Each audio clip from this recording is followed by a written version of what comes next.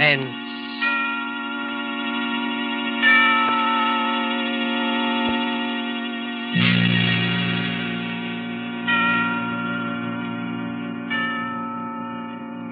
This is the Man in Black, here again to introduce Columbia's program, Suspense. Our star tonight is Bela Lugosi, playing the part of Professor Antonio Basile, psychologist. The story is by J. Donald Wilson, who calls it The Doctor Prescribed Death. If you have been with us on these Tuesday nights, you will know that suspense is compounded of mystery and suspicion and dangerous adventure. This series of tales is calculated to intrigue you, stir your nerves, to offer you a precarious situation, and then withhold the solution until the last possible moment. And so it is with the Doctor Prescribed Death and Bela Lugosi's performance. We again hope to keep you in suspense. Professor Antonio Basile has a theory, but let him tell you about it. As a psychologist, I have worked out a theory I know to be sound.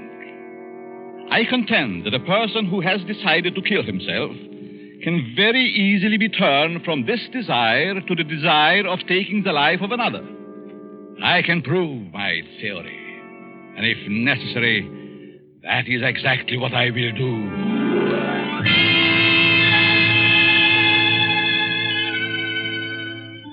Yes, Professor Antonio Basile has a theory, but only a theory. And he's worried about what his publisher will say, so he visits the editor, whose name is Hellman. Hellman finishes the manuscript and tosses it on the desk.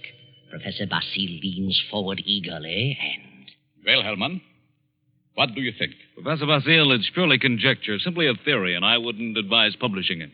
I worked on that theory for a long time. I'm positive of it. I know it'll work. Suppose it will. What good is it? What good have you accomplished if you can prove it'll work? Are you laughing at me, Hellman? It's so silly. An ordinary human being has suffered reverses, is sick of it all. He wants to leave it all behind. And you say he can be changed to want to kill someone else. I do.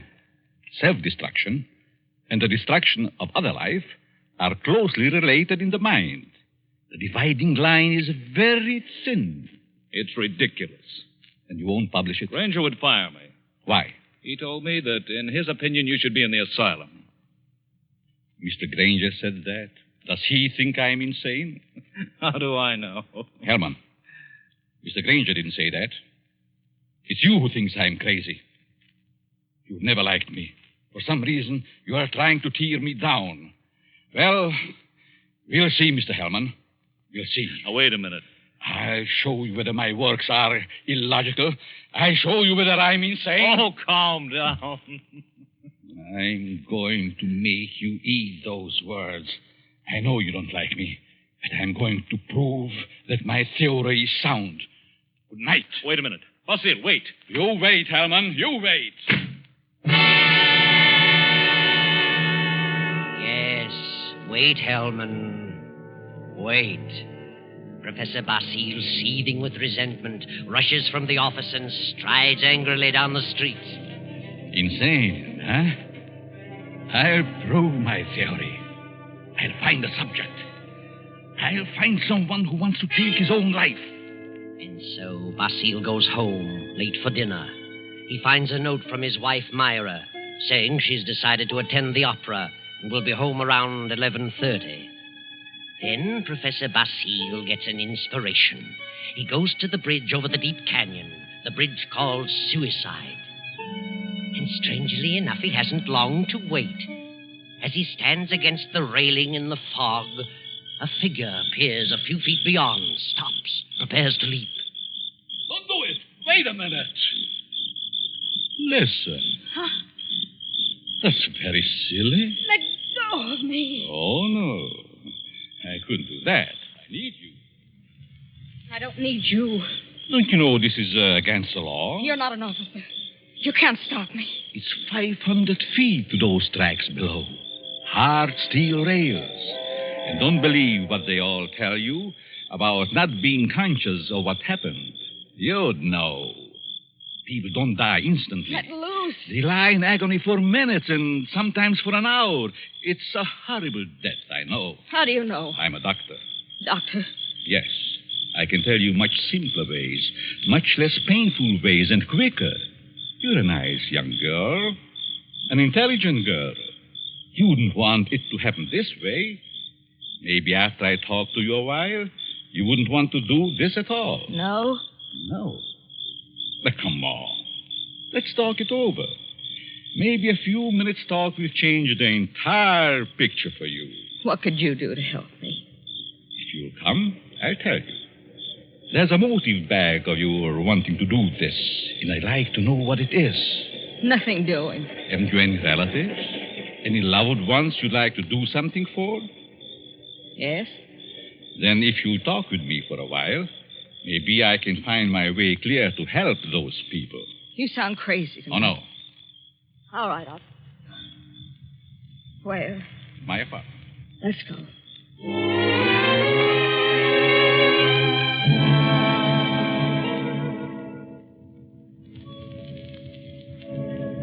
Well, here we are. Come in, please. Well, what do you want to know? Sit down first. Are you hungry? No, I'm not that broke. It isn't poverty. I knew that. I could tell by your clothes. Now, first, why did you come here? Why? Why, because you talked me into it. I see. You're not afraid of me? Afraid? In my frame of mind. What could I lose? Suppose I told you that I really brought you here to kill you. Kill me? You know, you're a very pretty girl, don't you? Yeah. That doesn't always mean so much. The right man, it might. That's what I thought. But I found out it didn't mean a thing. Ah. Then it was because of a man. I knew it. Really? How did you guess? I'm a student of psychology. I'm Professor Antonio Basil. I see. And you want to know what makes me tick. You want to know the reason behind my action tonight. That's right. I would like to know what happened to make you want to kill yourself. Suicide is a mental aberration. Yeah? I'd like to know what preceded the decision to destroy yourself. And what you thought about until the moment I stopped you on the bridge. What good will that do me? You said you weren't broke, but you also said you had some loved ones you'd like to do something for. I meant I wasn't broke to the point of being hungry. I have a few dollars. But you suggested help for someone in larger terms. Yes, I did. Who is the loved one? My mother. You are her only means of support? Yes. And you intend to kill yourself? Yes. That's being selfish, isn't it? Selfish? Yes. You are concentrating solely on self. You think so? What else? The first law of human nature is self-preservation, right? I suppose so. The second law is the preservation of family. Yeah? So you decide to deny the first law and destroy yourself. And as a consequence, deny the second and leave your mother alone and in need. You indicate a form of insanity. What would be normal? To destroy the other person. The one who has done you wrong. Have you hurt him? No. Then the one who has done wrong should be the one to suffer. You have no legal recourse? Legal recourse? No, I haven't, I'm sorry to say. And you would kill yourself to let your poor mother suffer because of the wrong of another. Why shouldn't he be the one to suffer? I suppose you're right. Why shouldn't he? What happened after all? Why not tell me about it? Were you married? No. He never seemed to find time to get around to marriage. What's your name? Gladys. Gladys Tanner. How long had you known him? Almost 4 years. And you always thought he meant to marry you? Yes. Until 3 weeks ago. Yes?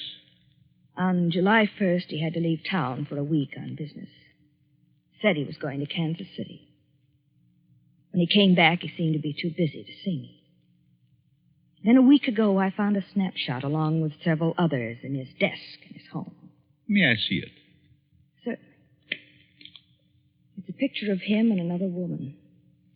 But the picture was not taken in Kansas City. It wasn't? No. It was taken on the beach at Atlantic City. And it's dated by the finisher, July 3rd. Since he returned, he's refused to see me. Yesterday, he finally said he didn't care to see me anymore. That I'd better forget him. But it isn't so easy as that, is it? No. I figured I'd done something. And blame myself. Do you know this blonde woman in this snapshot? No. Then it must be a woman he has met recently. You've known him for 4 years. I don't think you are to blame. He's the one in the wrong. And he should be made to suffer. How? You were going to kill yourself. Why should you? Kill him instead. He double-crossed you. He deserves it. Now, let me go a little deeper into the situation. Whenever a person has reached the conclusion to take his life...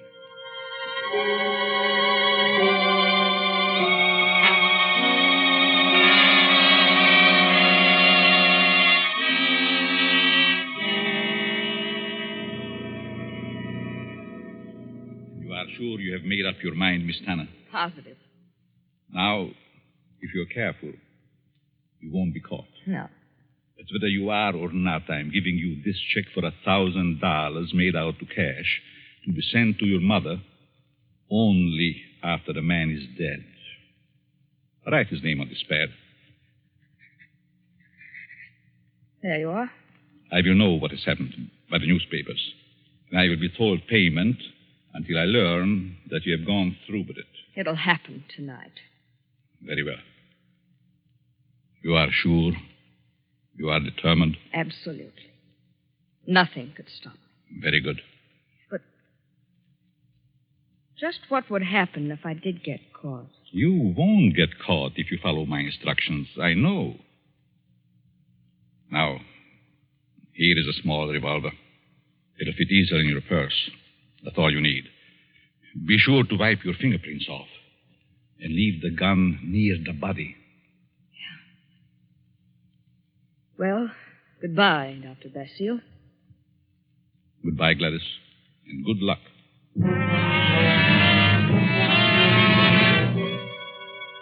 Professor Basile watches Gladys as she crosses the street to the dimly lighted bus stop. Then he rushes to his car and drives away. A few minutes later, he comes to a stop at Hellman's house. Hellman, the editor who ridiculed his theory. Just a minute. Oh. Hello, Basile. Good evening, Hellman. Thought I'd drop out to have a little chat with you. Well, why this time of night? It's kind of late, isn't it? 11. Didn't think that was late for you. No? Come in. Thanks. Sit down. What's on your mind? I want to talk to you about my theory you ridiculed so definitely. My theory about suicide. Oh. Well, I just don't believe it, that's all. And I said I'd prove it, didn't I? Yes, but what are you getting at? It's going to be proved. My theory is going to be proved tonight. Well, that's fine. Go right ahead and prove it. I don't like you, Hellman. I never liked you. And I know you don't like me. I can't help that, Basile. What are you staring at? Is there someone here with you? Certainly not. Why? That's a woman's purse on the Davenport. Oh, my secretary dropped by earlier this evening with the manuscript. She must have forgotten it. She's not here now? Of course not. Then I'll continue. I found a subject. A girl who was ready to commit suicide because a man jilted her. In a few hours, I was successful in changing her thoughts from suicide to homicide, and she is going to kill the man tonight. What do you think of that? There may be a dozen murders tonight. Ah, but you'll know which one I mean. You'll know about this murder. What do you mean? Because I'm going to tell you who the victim is going to be. You know who the intended victim is? Why don't you stop it? But then I wouldn't have proved my theory. If you put this girl up to it, you're as guilty as she is.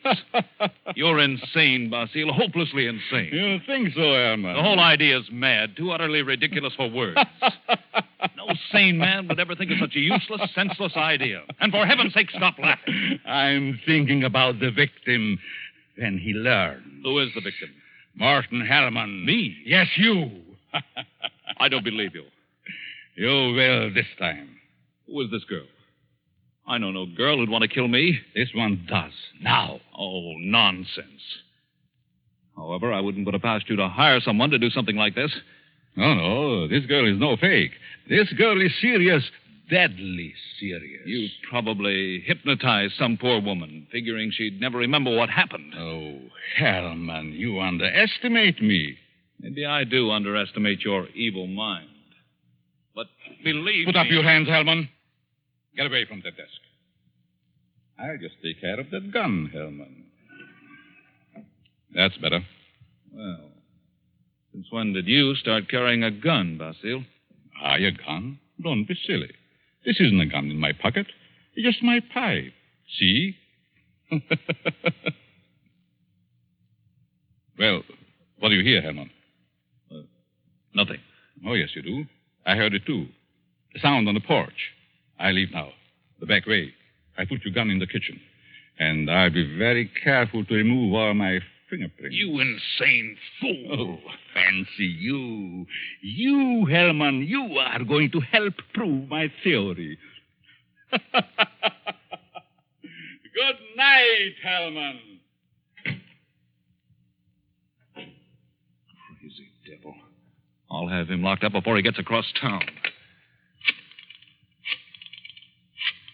Good evening, Mr. Hellman. Huh? How did you get in here?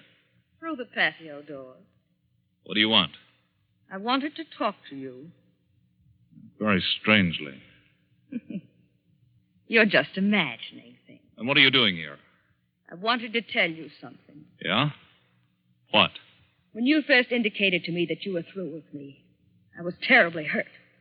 I thought all along that we were to be married. I couldn't understand. I tried and tried to think of something I'd done to cause our breakup. Then I happened to find this snapshot in your desk. Snapshot? Take a look at it. Kansas City. No, Atlantic City, New Jersey. You and a blonde. And the date is stamped on the back. A business trip. Ha! Well, what about it? I just wanted you to know that you weren't so slick. I wanted you to know that I knew about the blonde. That I knew you'd lied. Now that you've told me, what good does it do you? A lot of good. First, I thought you came here for money. How could you think such a thing? Well, I think you'd better go now. I'm going. Goodbye, Morton. And good luck in your new venture. What venture? This one. Gladys. Gladys! And wish me luck in mine.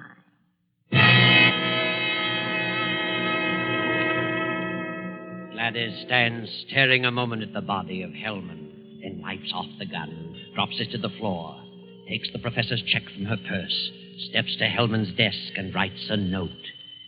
Then she puts the note in an envelope with the check, addresses it, stamps it, turns out the lights, and steps out into the dark street.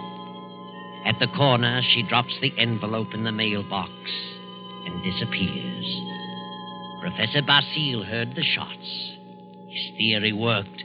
Hellman will torment him no more. The perfect crime. So he can go home to his wife now and go to sleep.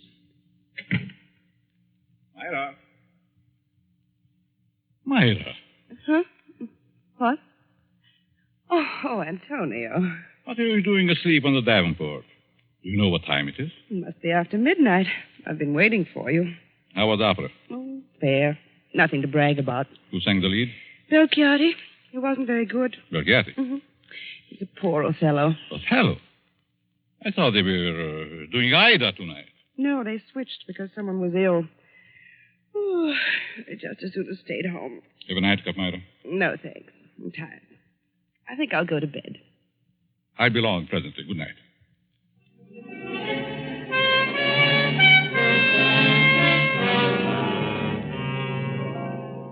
Then the night passes and the morning comes. The professor rises cheerfully and prepares for breakfast. Then... I get it, Myra.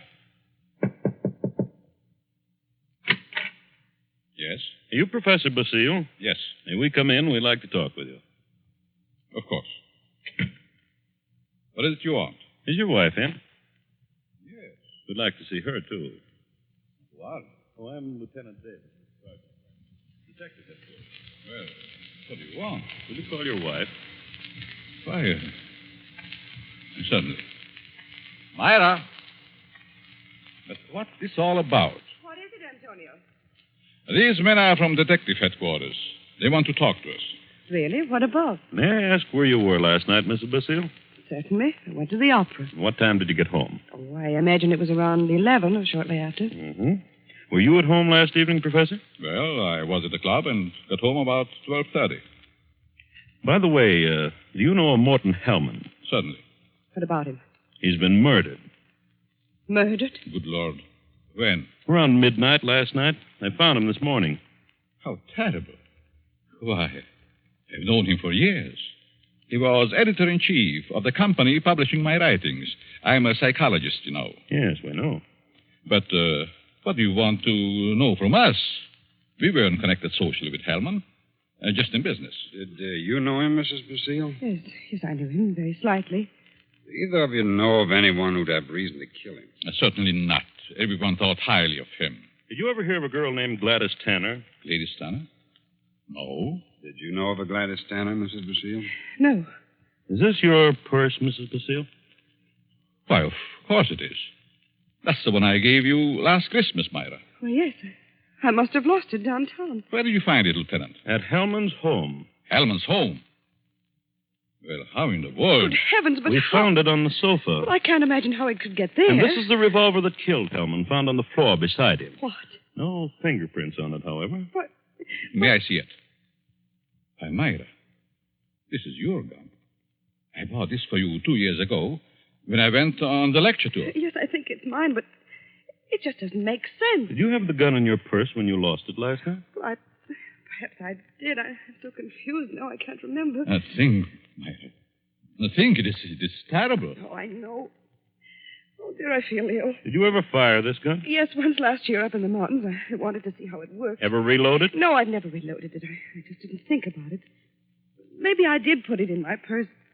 Why, I don't know. And whoever found the purse may have used the gun to... Oh, I just can't seem to think. This gun misfired on the first 2 shots. The other 3 killed Hellman. This is the most amazing piece of coincidence I ever heard of. Why would my wife want to do such a thing? Why should she get to Hellman? She hardly knew him. Are you sure about that, Professor? Of course. Well, sorry to say that I don't believe her. What? This is ridiculous. This is going to be a shock to you, Professor, but here's a snapshot we found on Hellman's desk.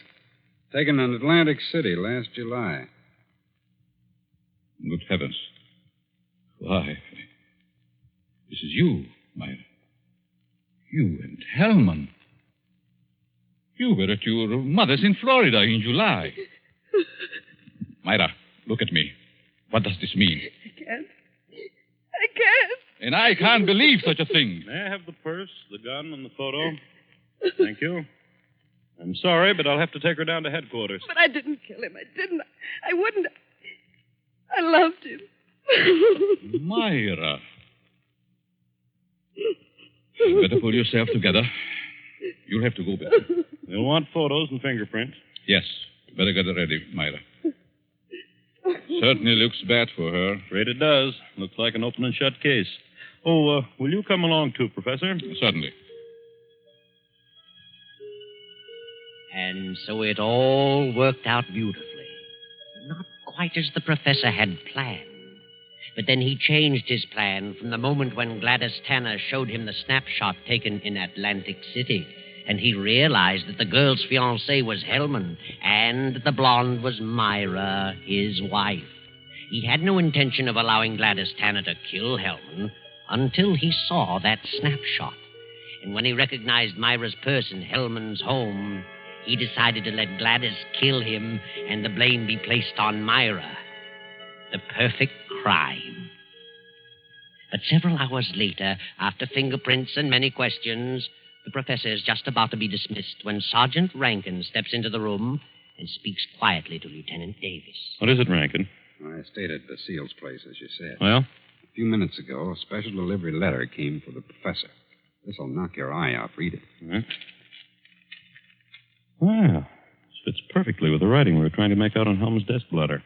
Professor, here's a letter sent special delivery to you a few minutes ago, postmarked last night. Read it. Dear Professor Basile, your theory worked a certain degree. You convinced me I should kill him.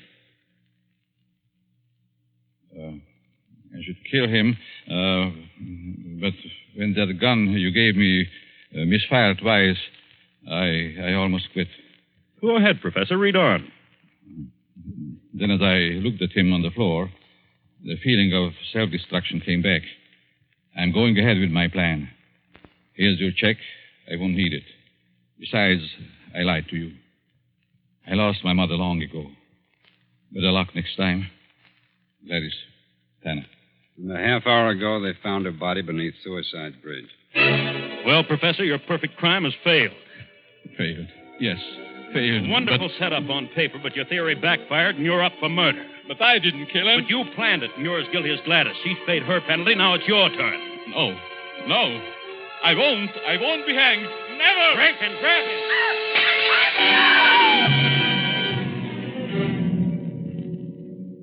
And now the doctor lies on the sidewalk 17 stories below. His entire theory worked in reverse.